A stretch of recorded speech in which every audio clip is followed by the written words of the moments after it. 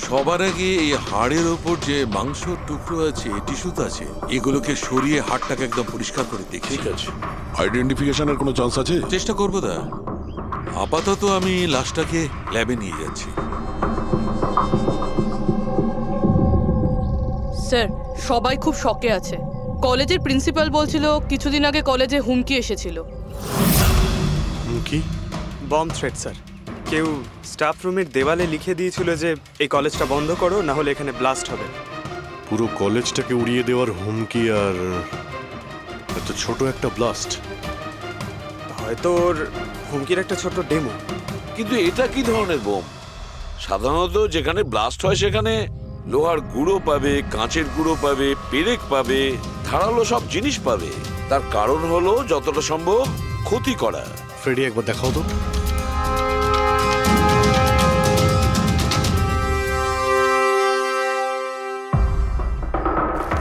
না স্যার, সেরকম তো কিছু দেখতে পেলাম না। আচ্ছা প্রিন্সিপাল সাহেব, আপনাদের স্টাফ রুমটা কোথায়? সেকেন্ড ফ্লোর, আসুন। চলো। রবিবাবু, আপনি যে বলেছিলেন যে দেওয়ালে কেউ কালি দিয়ে লিখেছিল, সেটা কোথায়? সেগুলো তো আমি মোবাইলে, এই দেখুন স্যার।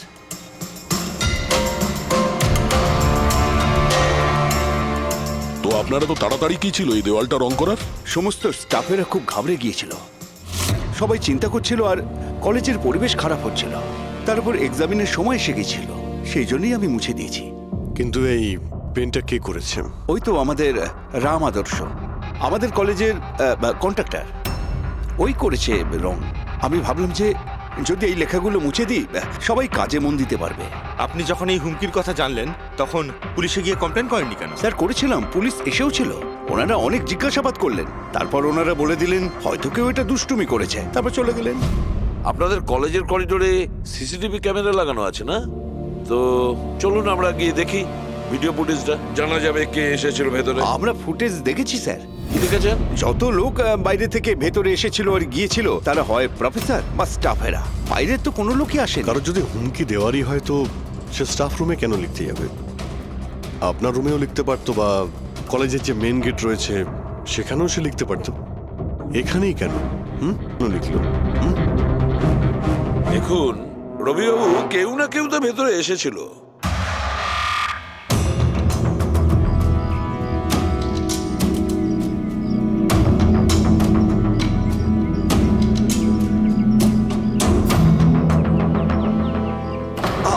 আরে স্যার, স্যার, অভিজিৎ,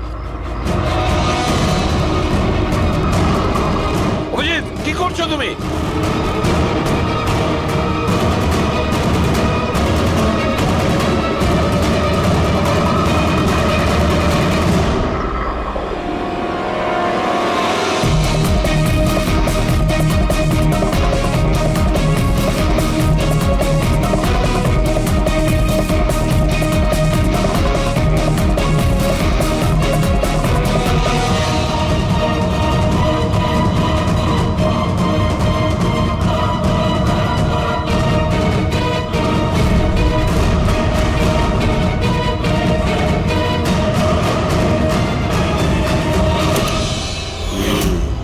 যেখানে ব্লাস্ট হয়েছিল সেই স্পটটা এই জানালার একদম নিচেই, আর এই জানালাটা স্টাফ রুমের একদম পাশে, আর জানালার ঠিক লাগোয়া হলো এই বেঞ্চ।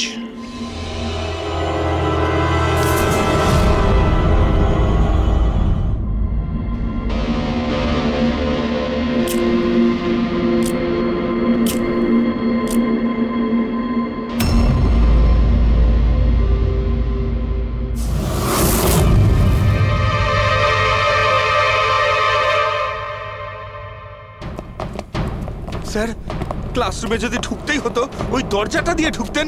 এরকম হার্ট অ্যাটাক করানোর কি প্রয়োজন ছিল? আরে আমি চেক করছিলাম যে আমাদের বোম্বার সে কতটা রিস্ক নিয়েছিল স্টাফ রুমে গিয়ে ওই হুমকি দেওয়া পেন্ট লেখার জন্য। তার মানে স্যার, এই যে 65 লেখা বেঞ্চে যে ছেলেটা বসেছিল সেই বোমটা নিচে ফেলেছিল, যা ঠিক ওখানেই পড়েছিল। আর আমরা সবাই কাঁচের টুকরো আর লোহার টুকরো কেন পেলাম না জানো? মানে ওটা হোমমেড বোম ছিল? এক্স্যাক্টলি, এটা হোমমেড বোম ছিল। এই যে বাড়িতে ব্যবহার হয় না ব্লিচিং পাউডার ইত্যাদি, এগুলো দিয়েই বানানো হয়েছিল। সেই কারণেই ওই এভিডেন্স প্যাকেটে ব্লিচিং পাউডারের গন্ধ আসছিল। স্যার এই ব্লিচিং পাউডার ওর ওই বেঞ্চেও লেগে রয়েছে। স্যার তাহলে ওই বডিটা কার ছিল? শালুকে কঙ্কালটা ফরেন্সিক ল্যাবে নিয়ে গেছে, জানা যাবে সেটা কার। আচ্ছা রবিবাবু, স্টুডেন্টরা কোথায়? স্যার সবাইকে বাড়ি পাঠিয়ে দিয়েছি। আর এই স্টুডেন্টটা কোথায়? টেবিল নাম্বার 65-এ যে বসেছিল। স্যার নাম্বার 65 তো আরিয়ানের। স্যার ও 1 নম্বরের দুষ্টু ছেলে, কলেজে সব প্রফেসরদের জ্বালিয়ে খেয়েছে, 1 নম্বর দুষ্টু। আরিয়ান, চলো এবার আমরাও ওকে একটু বিরক্ত করি। I am sorry sir, I am sorry. চুপ! এই জন্য কলেজে জয়েন করেছো? কলেজটাকে বোম দিয়ে উড়ানোর জন্য? কেন করেছো এটা? স্যার এক্সাম আসছিল আর আমি একদম তৈরি ছিলাম না, তো ওই দিন আমি স্টাফ রুমের ভেতরে যাই আর কলেজটাকে বোম দিয়ে ওড়ানোর হুমকি দিয়েছিলি।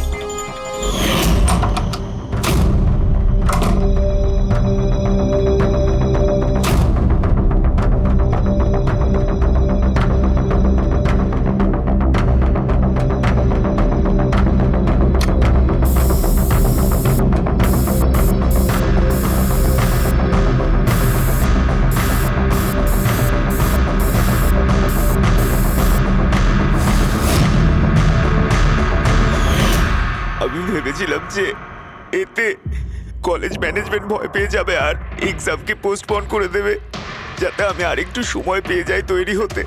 আচ্ছা এইসব বোম টোম বানানো তুমি কোথা থেকে শিখেছো? স্যার ইন্টারনেট থেকে শিখেছি, ওখানে সব ইনফরমেশন পাওয়া যায়। স্যার ওখান থেকে যে কেউ বোম বানানো শিখতে পারে, আমিও তাই করেছিলাম। আর এক্সামের দিন ক্লাসরুমে আমি এক্সাম শুরু হওয়ার আগে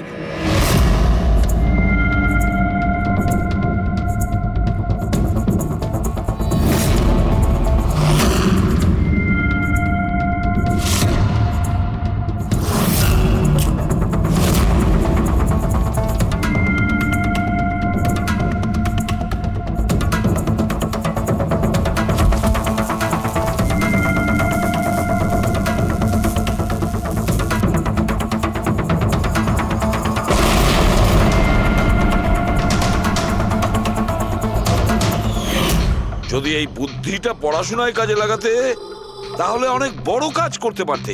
স্যার আমি এইসব এক্সামটা বন্ধ করতে করেছিলাম। স্যার আমি কাউকে মারতে চাইনি। কিন্তু মেরেছো তো ঠিকই না? না বস, আরিয়ানের কারণে কারোর প্রাণ যায়নি। এটা কি বলছো তুমি শালুকে? বোম ব্লাস্ট করেছে ও কলেজে? হ্যাঁ বস, বম ব্লাস্ট করেছে। আর ওই বম ব্লাস্টের কারণে একটা মার্ডার কেস আমাদের সামনে এসে হাজির হয়েছে। এটা কি বলছো তুমি শালুকে? বোম ব্লাস্ট করেছে ও কলেজে? হ্যাঁ বস, বম ব্লাস্ট করেছে। আর ওই বম ব্লাস্টের কারণে একটা মার্ডার কেস আমাদের সামনে এসে হাজির হয়েছে। বস, যেখানে আমরা ওই ব্লাস্ট সাইটের পাশে কঙ্কাল পেয়েছিলাম, ওই কঙ্কালটা আসলে 22 থেকে 24 বছর বয়সের একটা ছেলের লাশ, যার মৃত্যু আজ থেকে 2 বছর আগে হয়েছিল। কি 2 বছর আগে? এটা তো ভালোই হয়েছে, এর বমের কারণে ওখানে ব্লাস্ট হয়েছে আর লাশ বেরিয়ে এসেছে। নাহলে তো জানতেই পারতাম না একটা লাশ ওখানে পোঁতা রয়েছে। আর মৃত্যু হয়েছে কি করে? এটা বলা খুব কঠিন ব্যাপার বস। কোনো এভিডেন্স নেই, শুধু হাড়। আর ওই হাড়ের ওপর না কোনো বুলেটের চিহ্ন আছে, না কোনো ছুরির চিহ্ন আছে, কিচ্ছু নেই। কিন্তু আপনার গাট ফিলিং কি বলছে? অভিজিৎ, এই ধরনের কেসে গার্ড ফিলিং কোনো কাজ করে না। যা কিছু হতে পারে বস। হতে পারে কেউ ওর গলা টিপে দিয়েছে, কেউ ওকে বিষ দিয়ে মেরেছে, অথবা এটাও হতে পারে যে কেউ ওকে জীবন্ত জমির মধ্যে পুঁতে দিয়েছে। কিন্তু বস, এত কিছু সত্ত্বেও একটা সাফল্য পাওয়া গেছে। কি? এই দেখো, এইটা।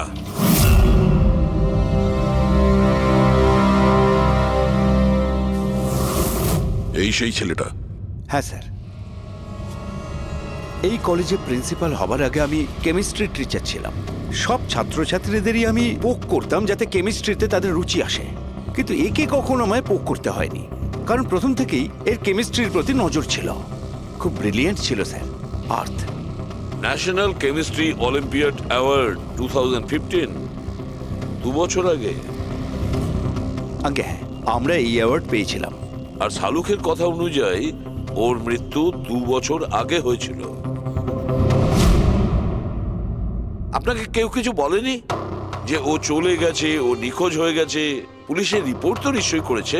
না স্যার, আমাকে কেউ কিন্তু বলেনি। কে যেন বলেছিল এর আর ওর বাবার মধ্যে কোনো বনিবনা ছিল না, তাই বাড়ি ছেড়ে চলে আসে।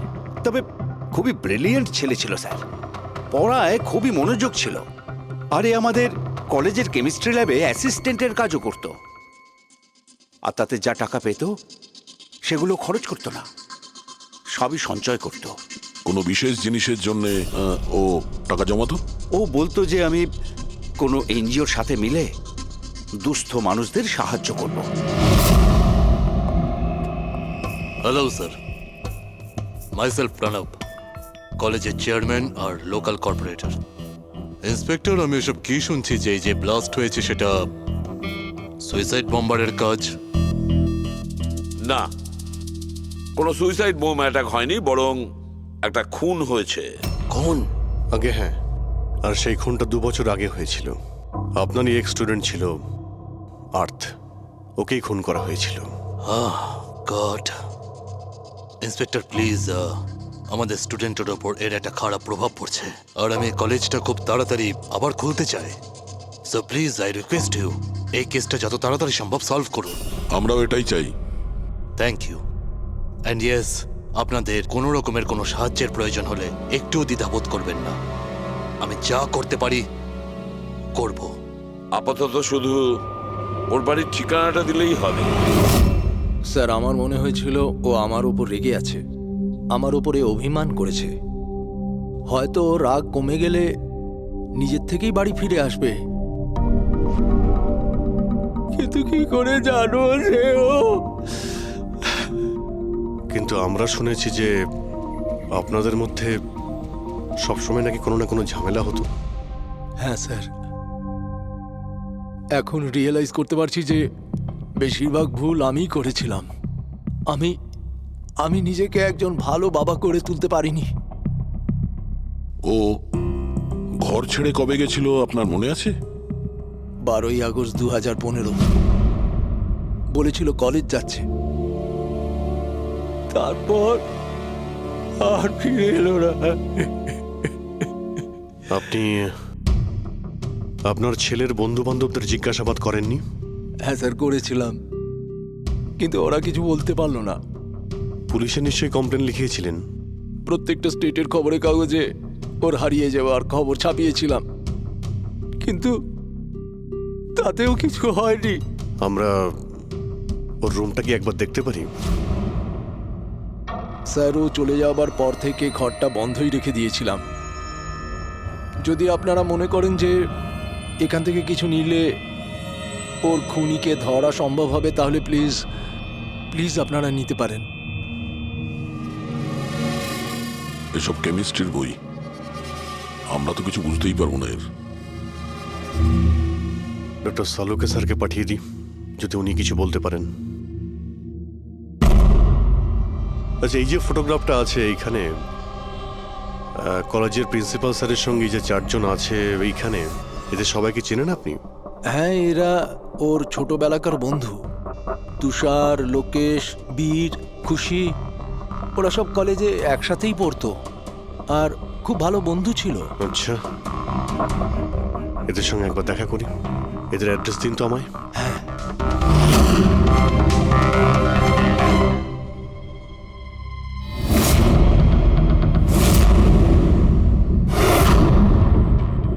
12ই আগস্ট 2015 কিছুদিন আগে।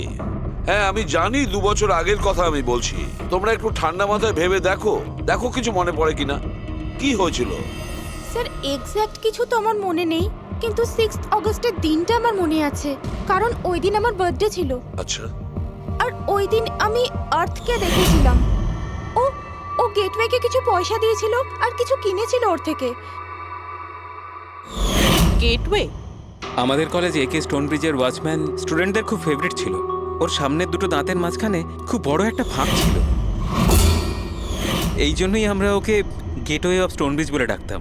এমনি তো ওর আসল নাম কি ছিল? জানি না স্যার, আমরা কোনোদিন কোনোরকম ভাবে ওকে জিজ্ঞেস করিনি ওর নাম কি ছিল।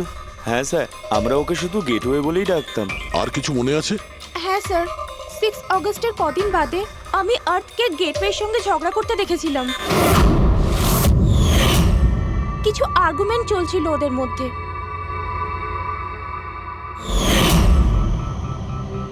ঠিক আছে, তোমরা যেতে পারো। যদি দরকার পড়ে তোমাদের আবার ডাকবো।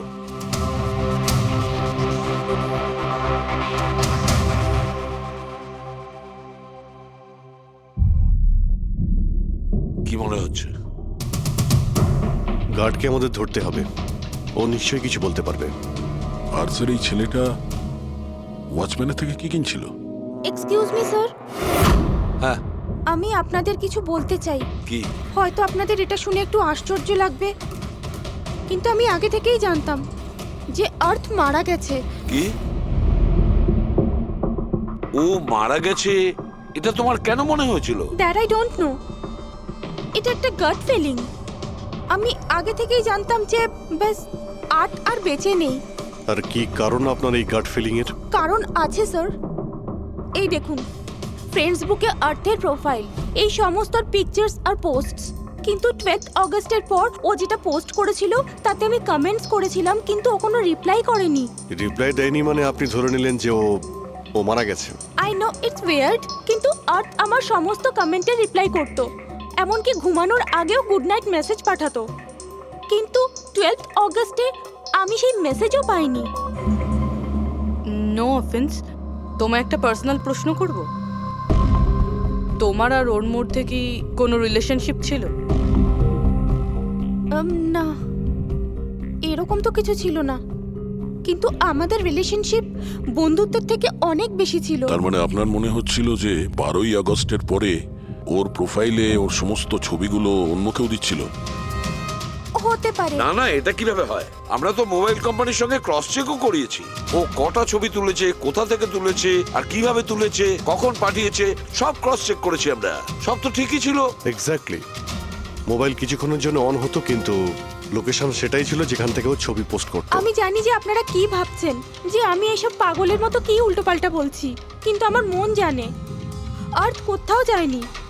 ইনফ্যাক্ট ও কলেজ থেকে বাইরেও যায়নি।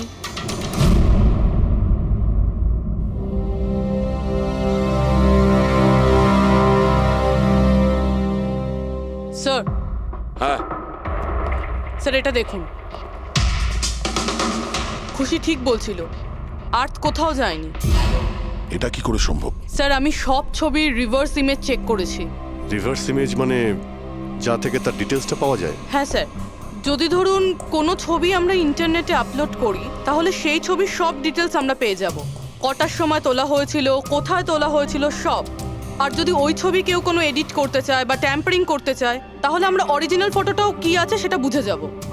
আর স্যার আর্ট 12ই আগস্টের পর থেকে যতগুলো ছবি আপলোড করেছিল, আমি সেগুলোর রিভার্স ইমেজ চেক করেছি। এই দেখুন স্যার কি পেয়েছি।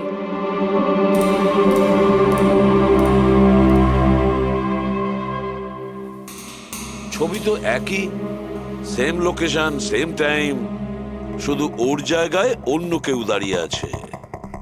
কেউ এডিট করে এটাকে এর জায়গায় আর্থের চেহারা লাগিয়ে দিয়েছে। এক্স্যাক্টলি। তার মানে ছেলেটা ওই সব জায়গায় যায়নি, বরং এ তো কলেজ থেকেই বাইরে যায়নি।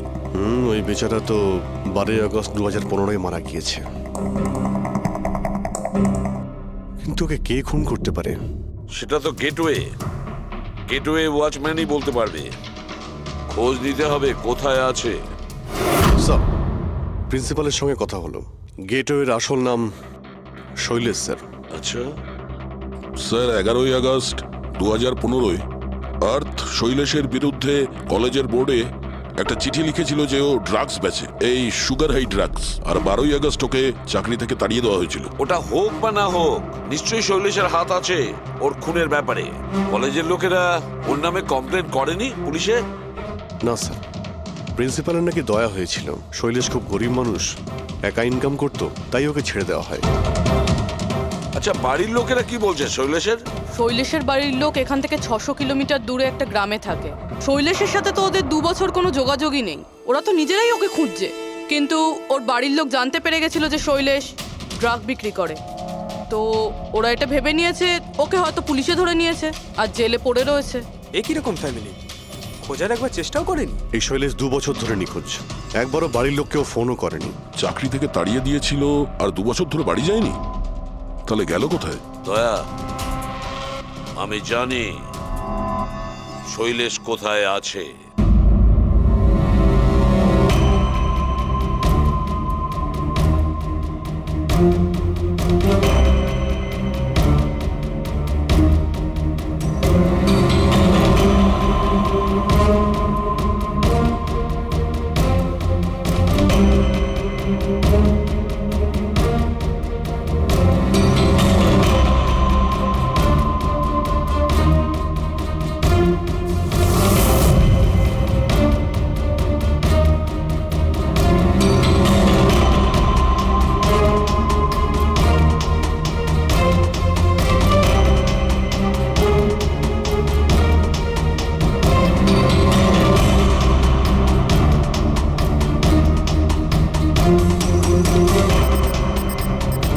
স্যার, স্যার,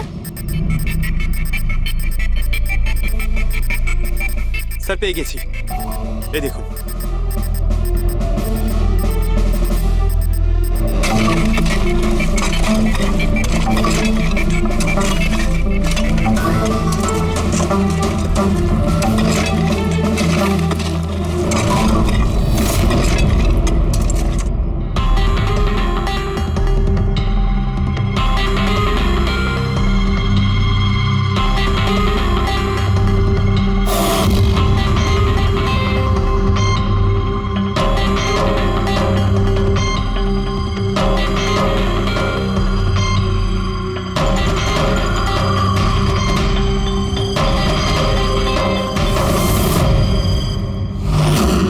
স্যার এই লাশটা তো পুরোপুরি কঙ্কাল হয়ে গিয়েছে, একে চিনতে পারবো কিভাবে? ডক্টর সালুখে আছে তো? এই লাশটাকে চেনার জন্য ডক্টর সালুখের কোনো প্রয়োজন নেই। এই কঙ্কাল নিজেই তার পরিচয় বলে দিচ্ছে। এই দেখো, এর দাঁতের মাঝখানে গ্যাপ আছে। কলেজের ওয়াচম্যান শৈলেশ কুমার। স্যার আশ্চর্য ব্যাপার, পার্কিং লটে দুটো লাশ পাওয়া গেল আর কেউ এটার ব্যাপারে কিছু জানেই না। You are right. কারোর তো এটা জানা উচিত ছিল। তার তো অবশ্যই জানা উচিত যে পার্কিং লটের ফ্লোর বানিয়েছে। কলেজের কম্পাউন্ডের মধ্যে দুটো লাশের কঙ্কাল পাওয়া গেছে, আর আপনারা কিছু জানেনই না। কি না স্যার? আচ্ছা, যে পার্কিং লটের যে কাজ হয়েছে এখানে, মানে এই মেঝে বা এই সব কিছু, এগুলো কবে হয়েছিল কিছু বলতে পারবেন? এগুলো তো 7ই অগস্ট 2015। মানে 2 বছর আগে, যে সময় আর্থ মারা গিয়েছিল, মানে তার আশেপাশেই। মানে যেই এই কংক্রিটের কাজটা বা মাটি ভরার কাজটা করেছে, ও জানতো যে ও 2 লাশের ওপর মাটি ফেলছে। হ্যাঁ, এই সমস্ত কাজ এখানে কে করেছিল? রাম আদর্শ, আমাদের কলেজের কন্ট্রাক্টর। এসব কাজও ওই করে থাকে। ওই কন্ট্রাক্টর যে অফিসের পেন্টিং করেছিল? আগে হ্যাঁ, এই পার্কিং লট আর মাটি ঢালার কাজ ওই করেছে স্যার। এই রাম আদর্শ থাকে কোথায়? লোকটা তো দেখছি বাড়িটা বেশ ভালোই হাঁকিয়েছে। একজন কন্ট্রাক্টরের এত বড় বাড়ি।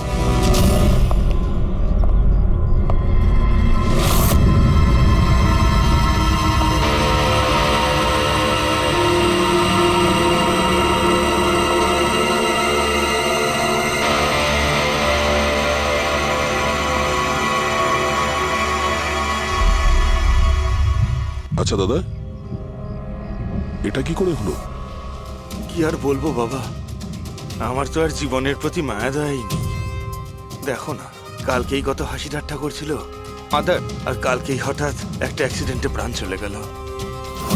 অ্যাক্সিডেন্ট? অ্যাক্সিডেন্ট? আগে আর্থ আর শৈলেশ করেছিল, এখন এই রাম আদর্শ। একমাত্র এই ছিল যে এই কেসের শেষ সাক্ষী। এটা কারো প্ল্যান মনে হচ্ছে বস। আর এটা তো কোনো কাকতালীয় হতে পারে না। মনে হচ্ছে কেউ জেনে গেছে যে আমরা এই কেসটাকে ইনভেস্টিগেট করছি, নিজের জীবন বাঁচানোর জন্য রাম আদর্শকে মেরে দিল। আমার তো মনে হয় এই কলেজেরই কেউ হবে। সে কে এটা জানতে কলেজের হিস্ট্রি ঘাঁটতেই হবে। স্যার, হ্যাঁ, স্টোনব্রিজ কলেজের ফিনান্সিয়াল হিস্ট্রি একদম ক্লিন। টাকা বা ডোনেশনের ক্ষেত্রে কোনো ঘাপলা নেই। স্যার স্যার এই আর্টিকেলটা পেয়েছি 3 আগস্ট 2015-তে একে স্টোনব্রিজ কলেজের কেমিস্ট্রি ল্যাবে স্টুডেন্টদের ওপর একটা আজব সাইড এফেক্ট হয়েছিল। সবাই অজ্ঞান হয়ে গিয়েছিল। মনে হয় কোনো কেমিক্যাল রিয়াকশন ছিল। এটা কি ধরনের কেমিক্যাল? স্যার ওটা তো অথরিটিসও জানতে পারেনি। সবাই এটাই মেনে নিয়েছিল যে কোনো একটা স্টুডেন্ট হয়তো দুটো কেমিক্যালকে একসাথে মিলিয়ে ফেলেছিল। কেমিক্যাল রিঅ্যাকশনের এত স্ট্রং এফেক্ট যে সেটা পুরো ল্যাবে ছড়িয়ে পড়ে। হতে পারে অভিজিৎ, কিছু কিছু কেমিক্যালের খুব স্ট্রং রিয়াকশন হয়, যেমন হচ্ছে নেনথানাইট। বস, আমি ওর কেমিক্যাল জার্নাল দেখেছি, ওখানে একটা অদ্ভুত জিনিস দেখেছিলাম। 10 আগস্ট 2015-তে ওর কেমিক্যাল জার্নালে একটা বিশেষ কথা লিখেছিল। কি? আর্থ কেমিক্যাল ল্যাবে সুগার হাই ড্রাগের টেস্টিং করে ওর কেমিক্যাল ফর্মুলা বের করে লিখেছিল সুগার হাই, যাকে কেমিক্যাল ভাষাতে নেনথানাইনও বলে। এটা একটা বিশেষ ধরনের ড্রাগ যেটা একটা অদ্ভুত নেশা সৃষ্টি করে। কিন্তু এই আর্থ সুগার হাইয়ের টেস্টিং করছিল কেন? 1 মিনিট, এগুলো আমরা নোট করি। 3 আগস্ট 2015 স্টোনব্রিজ কলেজের স্টুডেন্টরা অজ্ঞান হয়ে গিয়েছিল। 6 আগস্ট 6 তারিখ খুশি আর্থকে শৈলেশের সঙ্গে সুগার হাই ড্রাগ কিনতে দেখে ফেলেছে। 7 আগস্ট কলেজের পার্কিং লট তৈরি হয়, কনস্ট্রাকশন শুরু হয়। 10 আগস্ট আর্থ সুগার হাই কেমিস্ট্রি ল্যাবরেটরিতে টেস্ট করে। 11 আগস্ট আর্থ কলেজ বোর্ডকে জানিয়েছিল শৈলেশ কলেজে ড্রাগস বিক্রি করে। 12 আগস্ট 2015 শৈলেশকে চাকরি থেকে বরখাস্ত করা হয়। আর ওই দিনেই, মানে 12 আগস্টের দিনেই আর্থকে খুন করা হয়।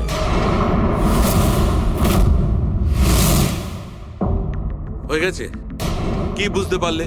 স্যার এতে পুরো গল্পটাই বোঝা যাচ্ছে। এমন কেউ ছিল যে কেমিস্ট্রি ল্যাবেই সুগার হাই ড্রাগস বানাতো। তোমার এরকম কেন মনে হচ্ছে? তালুকে আন্দাজে বলছি না, কনফার্ম। কলেজের মধ্যে কেউ তো একজন ছিল যে সুগার হাই ড্রাগস বানাতো। আর সেটাও রাতে, যখন কেউ থাকতো না।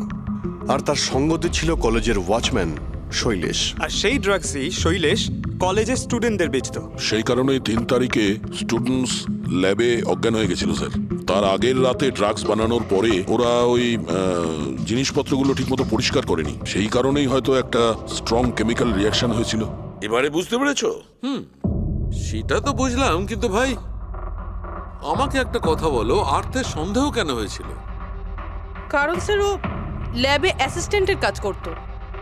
ও হয়তো দেখেছে স্টোর রুম থেকে কেমিক্যাল আর জিনিসপত্র সরে যাচ্ছে, তখন ওর সন্দেহ হয়। আর যখন এই কেমিক্যাল রিয়াকশনটা হলো, আর তখন ওর বিশ্বাস হয়ে গেল কেউ ল্যাবের ব্যবহার করছে ড্রাগ বানানোর জন্য।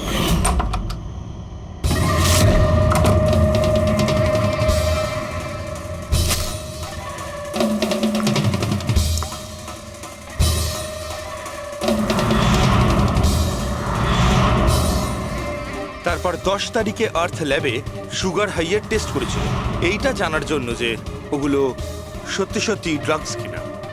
তারপর টেস্টের পরে টেস্টের সমস্ত ডিটেল ও একটা রিপোর্টে লিখে নিল। যখন ওর জানতে পারলো যে এই সুগার হাই একটা ড্রাগস, তখন ও কলেজ বোর্ডকে একটা চিঠি লিখেছিল।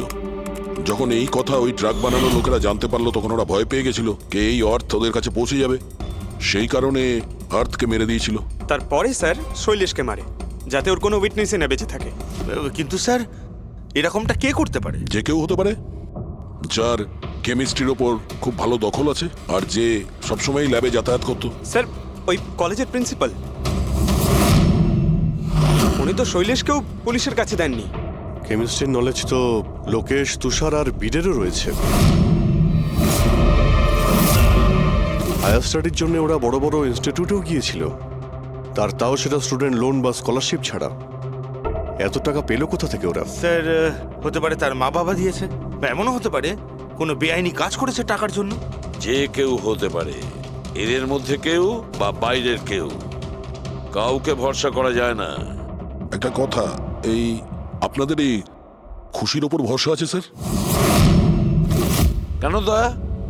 মানে যদি এই খুশি ভরসা করার মতন হয়, তাহলে আমার কাছে একটা প্ল্যান আছে। কিরকম প্ল্যান? আর্থ, শৈলেশ আর রাম আদর্শ তিনজনেই মারা গেছে, আর তোমার ষড়যন্ত্র আমি সব জানি। আর যদি তুমি চাও যে এটা গোপন থাকুক, তাহলে আজকে কলেজের পার্কিং লটে 1 কোটি টাকা নিয়ে চলে এসো।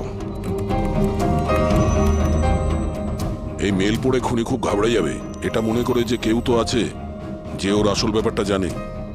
স্যার আই এম শিওর আজ রাতেও নিশ্চয়ই আসবে। আর উইটনেসকে মারার চেষ্টাও করবে। তাই তো আমি বলছি স্যার, এসব কিছুর জন্য খুশির জীবনের রিস্ক নেওয়া কি ঠিক হবে? যদি অচেনা কাউকে দেখে খুনি ওখানে না আসে। আর আমাদের এমন কাউকে চাই যে ওই কলেজেই পড়ে। আর যাকে দেখে ওর মনে হয় যে হ্যাঁ এ হয়তো ওর আসল ব্যাপারটা জানে। খুশি, তুমি একদম ভয় পাবে না, আমাদের টিম ওখানে থাকবে। ওকে, কিচ্ছু হবে না তোমার। এটা জিপিএস মাইক্রোচিপ, তুমি এটা তোমার কাছে রাখবে, আমরা তোমাকে ট্র্যাক করতে থাকবো।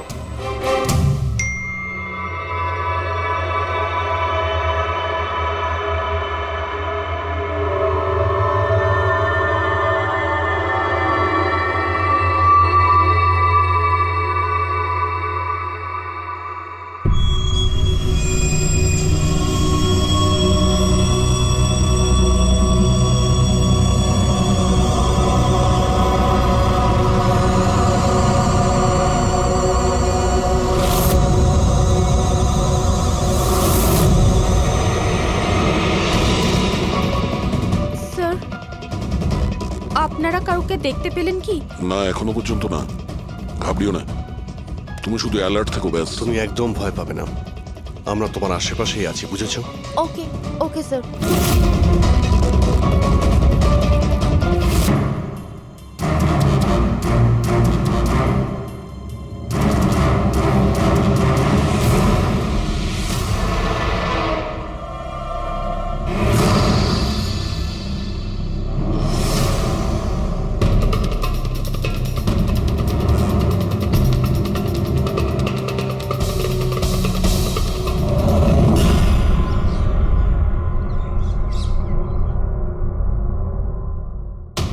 স্যার খুনি মেল পড়েও আসেনি? আরে পঙ্কজ, হতে পারে সে মেলটা দেখেইনি। বা এটা হতে পারে যাদের আমরা মেল করেছিলাম এদের মধ্যে কেউ খুনি নয়। খুশি, তুমি অনেকটা টায়ার্ড হয়ে গেছো, যাও তুমি ঘরে গিয়ে rest now. And thanks for everything. যদি কোনো জিনিসের প্রয়োজন হয় আমাদের ফোন করো, ওকে?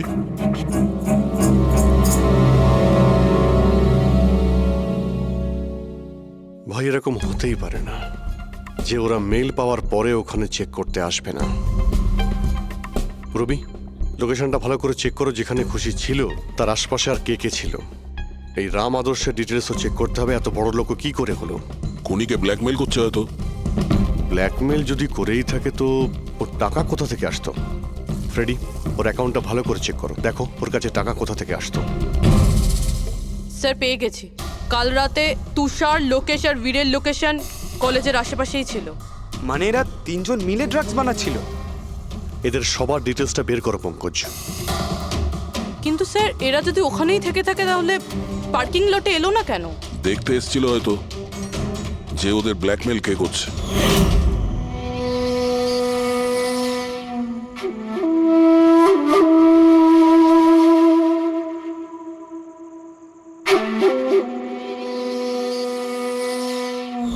আর ওরা হয়তো খুশিকে দেখে ফেলেছে, ওকে কেউ মেরে ফেলতে পারে। ফোন করো ওকে।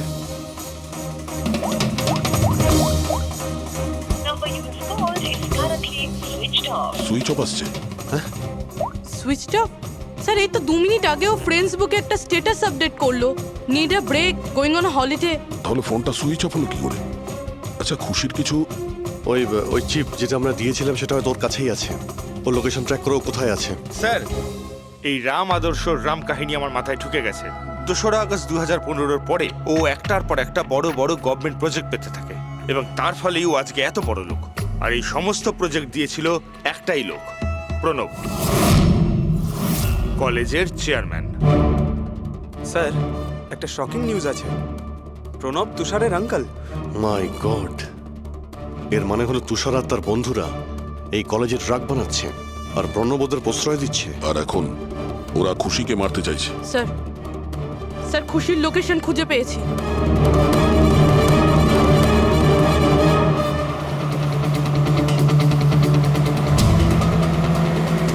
খুশি এখন কোথায় আছে? স্যার কোনো একটা আন্ডার কনস্ট্রাকশন সাইটে গিয়ে আটকে গেছে।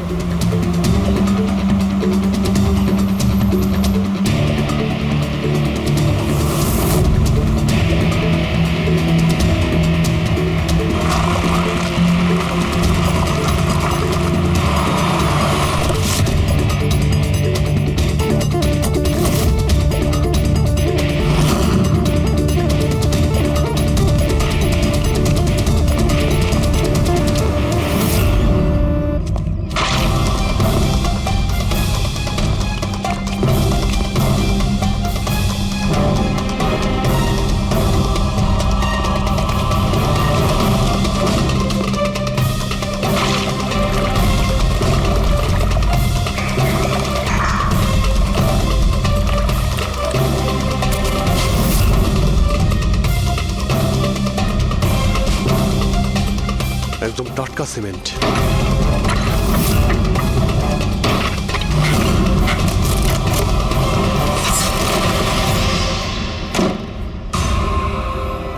খুশি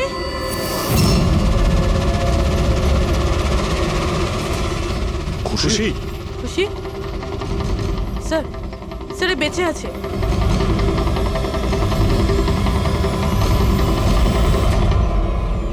খুশি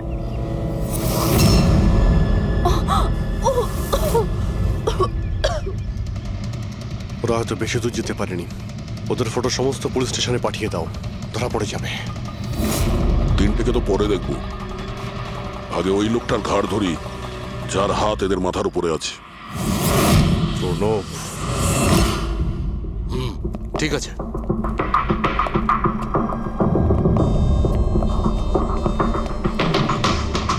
আপনারা আগে হ্যাঁ, ওই দিন তো আপনিই বলেছিলেন যদি কোনোদিন কোনো প্রবলেম হয় আপনার কাছে চলে আসতে। হ্যাঁ, অফকোর্স আই রিমেম্বার। প্লিজ আমাকে বলুন আপনাদের কিভাবে সাহায্য করতে পারি। না ঠিক আছে, আমরা এখানে কিছু জিজ্ঞাসা করতে আসিনি, একটা ব্যাড নিউজ দিতে এসেছি। Bad news? আগে হ্যাঁ, ওই মেয়েটা আছে না খুশি, ও বেঁচে গেছে। খুশি? কে খুশি? চিনি না আমি। কি বলছেন আপনি? আপনি এত নার্ভাস হচ্ছেন কেন? আপনার শরীর ঠিক আছে তো? কিছু ওষুধ টষুধ খাবেন নাকি? নাকি আপনার স্মৃতিশক্তি ঠিক করার জন্য আপনাকে কোন ওষুধ খাওয়াতে হবে? বস, কাজ হয়ে গেছে। স্যার ওই মেয়েটাকে তো আমরা পুঁতে দিয়েছো। যেভাবে আর্তা শৈলেশকে পুঁতে দিয়েছিলে,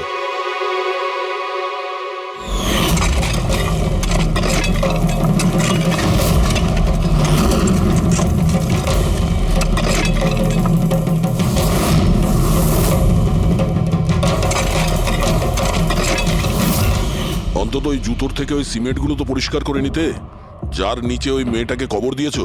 হ্যাঁ, আর ওকে আমরা বাঁচিয়েও নিয়েছি। বলুন প্রণববাবু, কিছু বলবেন আপনি? আমি অনেক টাকা কামাতে চেয়েছিলাম, আর তার জন্য সব থেকে সহজ উপায় ছিল ড্রাগস। আর আজকালকার ছেলে মেয়েদের এই নেশা করতে বেশি সময় লাগে না। আর তারপর আমি ড্রাগস বাইরে থেকে নিয়ে এসে আমার স্টুডেন্টদের বিক্রি করতে চাইনি। এই জন্য আপনি নিজেই ড্রাগস বানানো শুরু করে দিলেন এই কলেজের ল্যাবে। আর ওগুলো বিক্রি করার দায়িত্ব দিয়ে দিলে ওয়াচম্যান শৈলেশকে।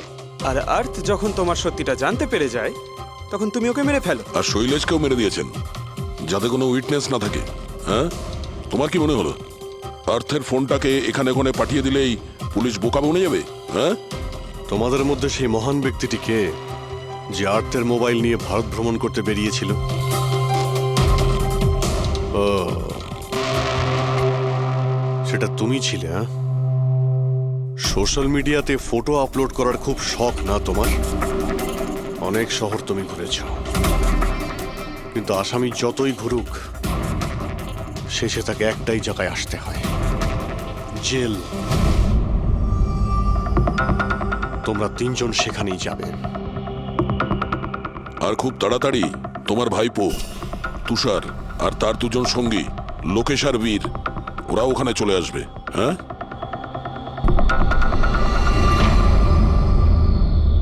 জানা ছিল যে দিলীপ এখানে এই চেয়ারে বসবে। স্যার চেয়ারের আশেপাশে তো এমন কোনো জিনিস নেই যা দিয়ে আগুন লাগতে পারে। এ তো অদ্ভুত ধরনের mystery. CCTV camera,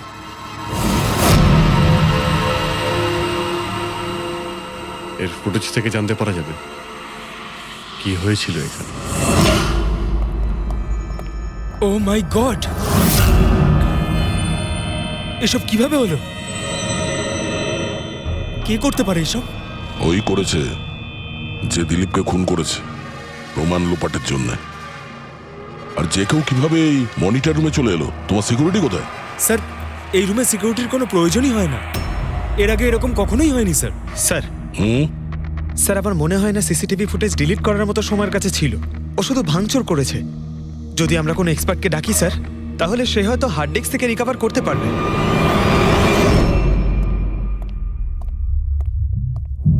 sir, sir 9 বছর আগে দিলীপ আর রোহনের একটা থিয়েটার ছিল যেটায় আগুন লেগে গিয়েছিল। এক্সিট এন্ট্রির দরজা বন্ধ থাকার কারণে 12 জন লোক আগুনে পুড়ে মারা যায়। ভিকটিমদের ফ্যামিলি যখন কেস করে তখন ইনভেস্টিগেশনে জানা যায় যে সেই সময় একজন গার্ড ছিল। হ্যাঁ, টনি। হ্যাঁ স্যার। স্যার, কোর্টে এটা প্রমাণ হয়ে গিয়েছিল যে টনি অনেক মদ খেয়েছিল আর মদের নেশায় সে এতটাই চুর ছিল যে ইমার্জেন্সি এক্সিটের দরজাও খুলতে পারেনি। হ্যাঁ, কিন্তু এই টনির স্ত্রী অনিতা এটা মানতে রাজিই নয় যে ভুলটা টনি করেছিল। স্যার, শুধু উনিই নন, অনেক আর্টিকেল এবং নিউজ পেপারও কিন্তু কোর্টের সিদ্ধান্তের ব্যাপারে কথা বলেছিল। যখন এই ঘটনাটা ঘটেছিল তখন দিলীপ আর রোহনের বিরুদ্ধে সলিড এভিডেন্স ছিল, কিন্তু তারপর কেস চলতে থাকলো। 9 বছর হয়ে গেল। কিছু প্রত্যক্ষদর্শী বয়ান বদলে দিল আর কিছু লোক বাইরে চলে গিয়েছিল। স্যার, দিলীপ আর রোহন নিশ্চয়ই টাকা আর ক্ষমতার অপব্যবহার